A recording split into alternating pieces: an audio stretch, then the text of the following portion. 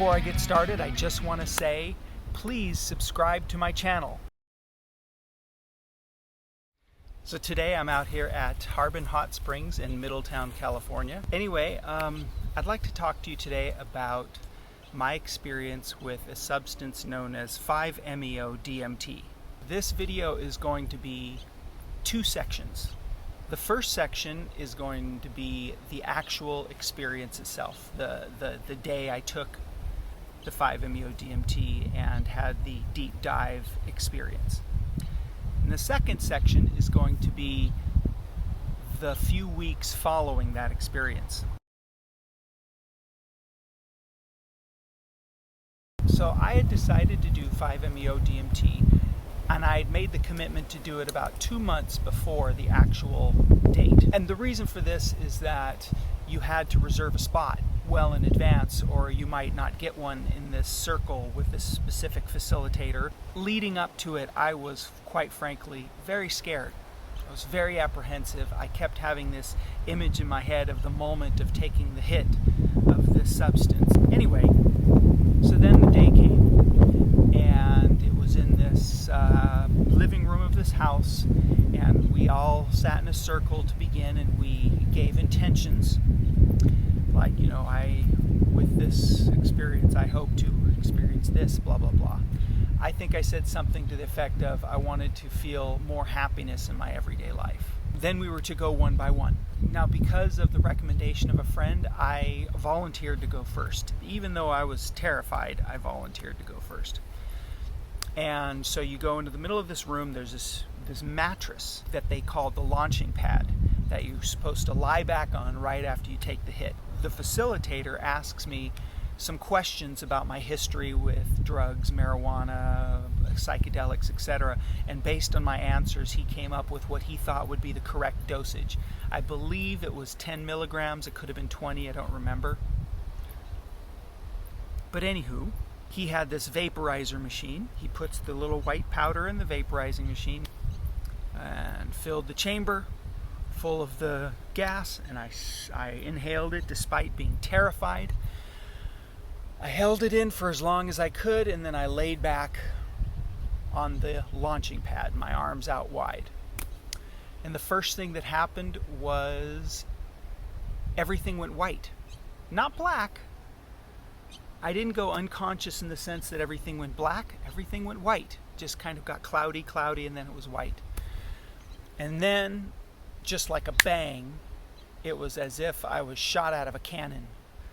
And it was like I was in a pod in a cannon, and but it wasn't me so much, because I couldn't move. I didn't, I had a very, very vague impression of my body being there still.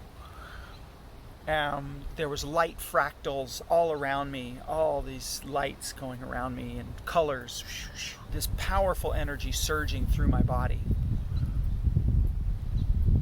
And quite frankly, it was terrifying. I was scared to death. And leading up to it, everybody kept saying, you have to surrender to the experience. You have to surrender to the experience. So to me, that meant saying surrender, surrender, surrender over and over again, and kind of moving in a way. But just surrender, surrender, surrender. Instead of just, in retrospect, just breathing and just accepting. I'm here, I may as well accept it and see what happens. But instead I was saying surrender, and quite frankly, I think the act of saying surrender was preventing me from surrendering. And then finally I said, I don't know how to surrender, or I can't surrender enough, or something like that. I don't remember exactly. And the facilitator, I heard his voice come through. I didn't see anything. My awareness of the room was gone. There was no awareness of the room around me. The facilitator's voice kind of comes in, and he says, you already are, as in surrendering. And that was it. When I heard that, I just felt this extreme, powerful rage coursing through my body, and I yelled, fuck you, like at the top of my lungs.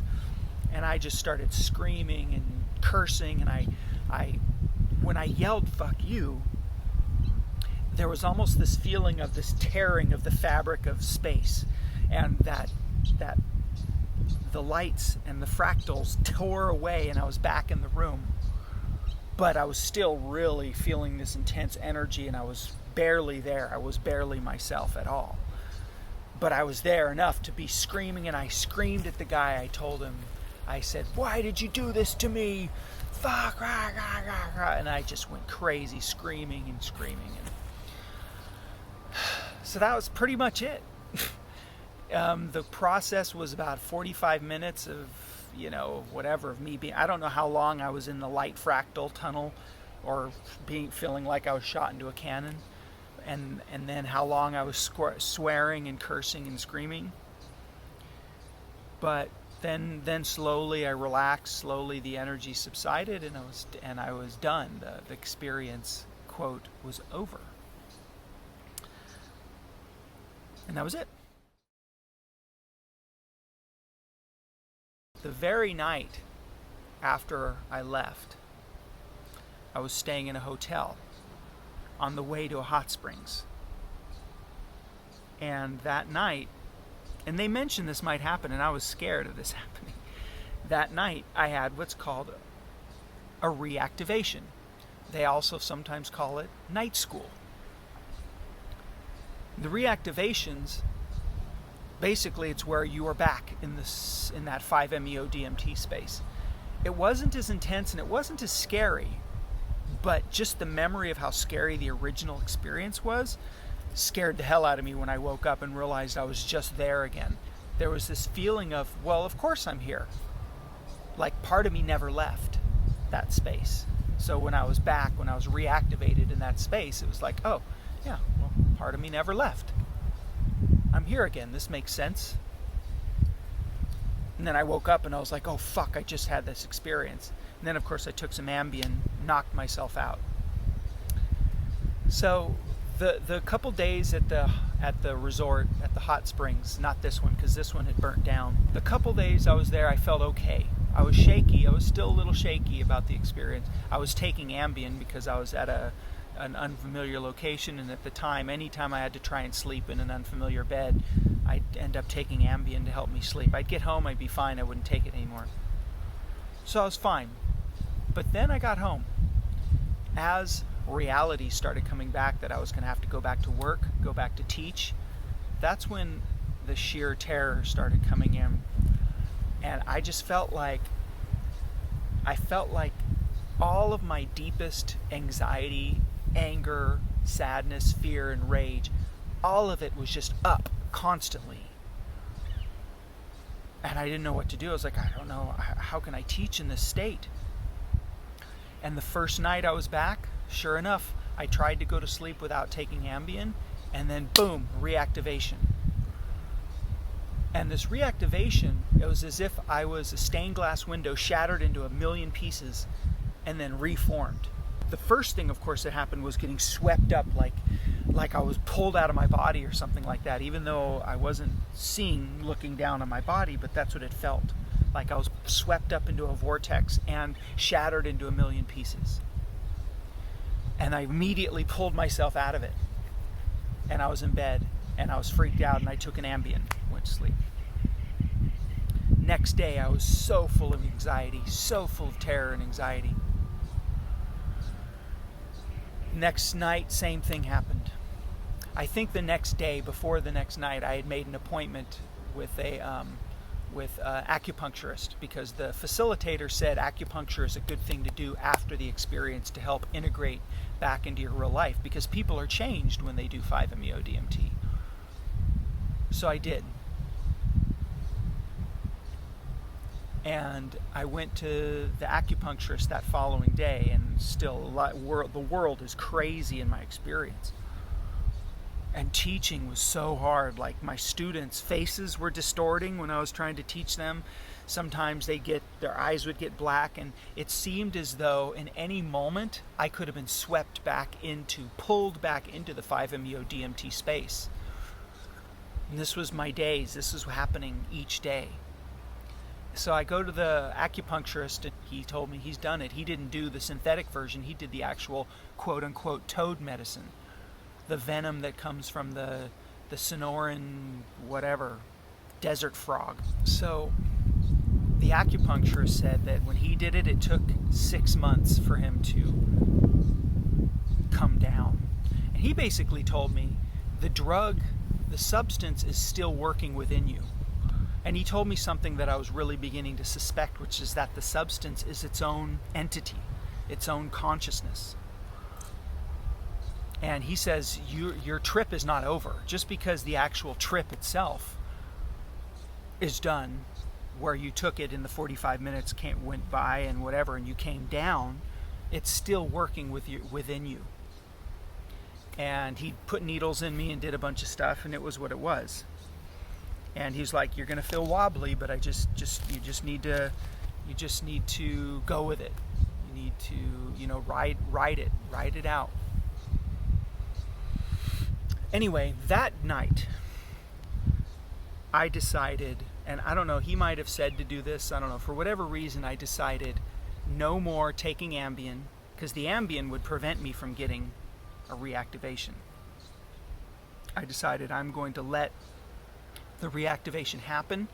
I'm going to take deep breaths. I'm going to just breathe through the experience and let it happen and see what happens. And let me tell you, going to bed that night was like I was walking to the executioner's, booth to get my head chopped off. That's how scary that night was. Because I was like, that's it. I'm not taking Ambien. I'm experiencing this. I'm not going to freak out, pull myself out of it like I've been doing, and take Ambien and skip it. Because I had a feeling that was just not the right thing to do. So I did it. I went to sleep, and sure enough, as soon as I started falling asleep, I got pulled into that vortex. And once again, just like the 2 previous nights, I was a stained glass window shattered into a million pieces and then reformed. But this time, instead of pulling myself back out, I took a deep breath and just kept breathing. And then I was shattered into a million pieces again. And when I say I mean it was like my energy, my essence. It wasn't me. It wasn't painful. I wasn't physically being torn apart. It was like my energy. I was energy, and that was being shattered into a million pieces, reformed. And each time I was reformed, it was like I was reformed in a slightly different shape. And there was this consciousness that I was aware of that was like, reformed me and said, not quite right. Reformed me, almost. Reformed me. Each time I was reformed, this consciousness was like an artist thinking, that's not quite it yet. Or like God or the universe deciding whether, no, I'm not quite the healed me that I need to be. Or whatever it is I need to be to go to the next place. And then finally, it was it. Finally, slowly, honestly, that went on for I don't know how long. 20 times I was shattered apart and reformed or something. I don't know. Time was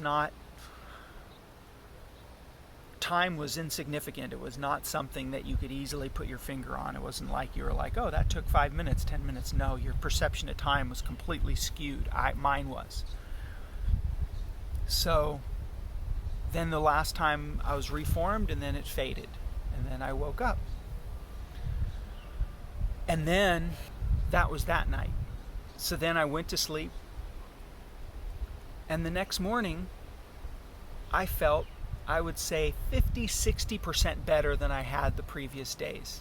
Just allowing that to happen made me feel 50-60% better than I had. I was still full of anxiety, and it was still hard for me to go to work, but it was way easier. And then the next night was even bigger. I also had another acupuncture appointment that I'd set for just a couple days after the first one, because I was like, he suggested I come back really soon. So I came back just 2 days later.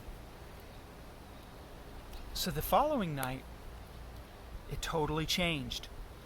This time I was lying down, and suddenly I just felt this really intense energy going through my body. Super intense energy. And it was like, it was both blissful and terrifying. It was kind of going back and forth from one to the other. And a voice said, just this voice, I don't know what it was, my own voice, my higher self, whatever, the universe, God, said, just relax. We're working with you right now. We're working with your system. And that went on for a little while. And then I was shot up into a vortex, flipped around. That's how it felt. And then back into my body. And then a voice said, we're working with your chakras now. Something like this. So I put my hand on my root chakra. And then after a few minutes, it said, okay, now move it to the next one. I put my hand on my second chakra. And there was just, the whole time, there was this mellow, not too terrifying energy going through me. And then my next chakra, then my next chakra, then my next, and so on. And then, once again, whoosh, right after I was done, whoosh, I went into like some kind of crazy reactivation vortex again.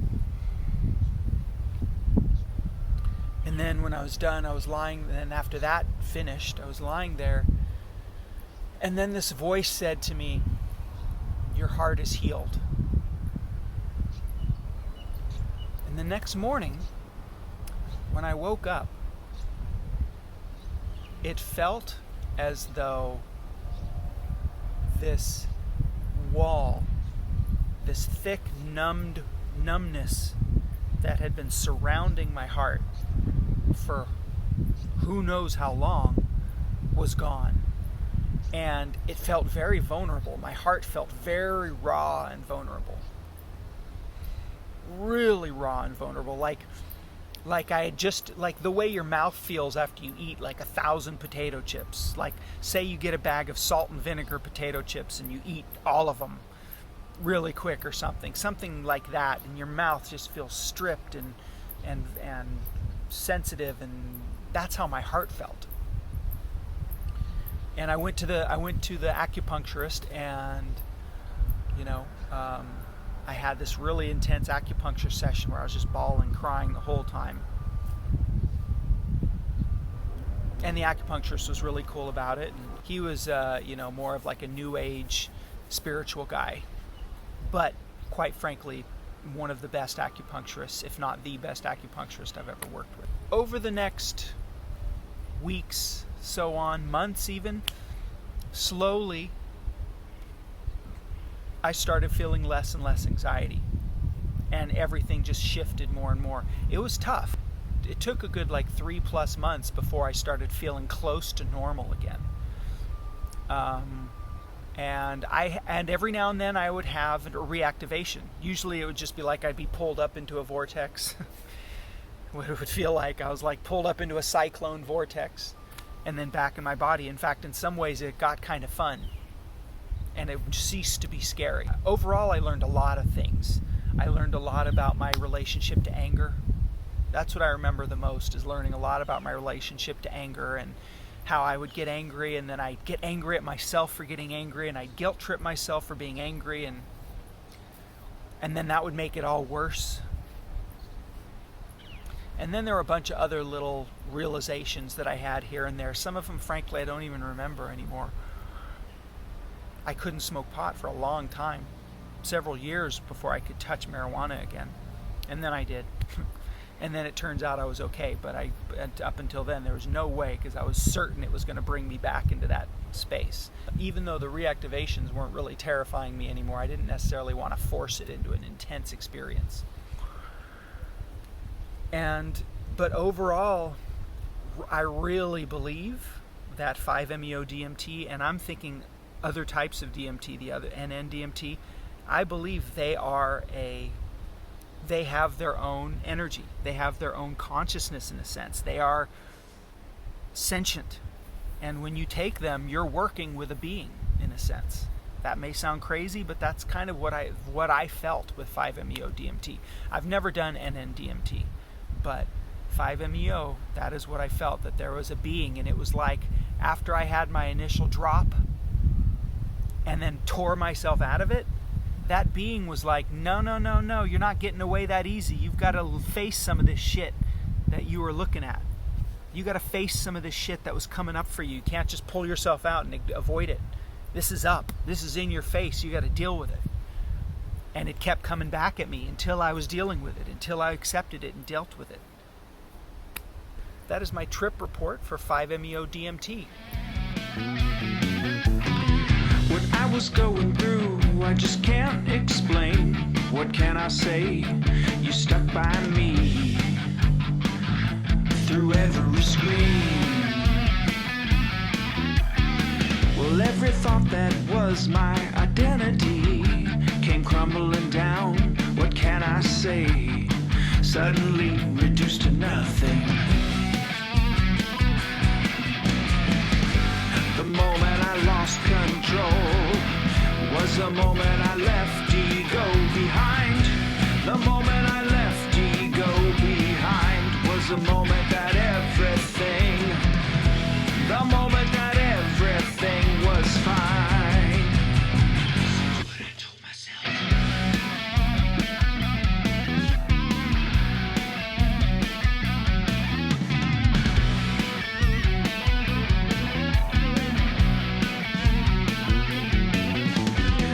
I wish that I could accurately describe what it was like. What can I say? You gotta see it for yourself.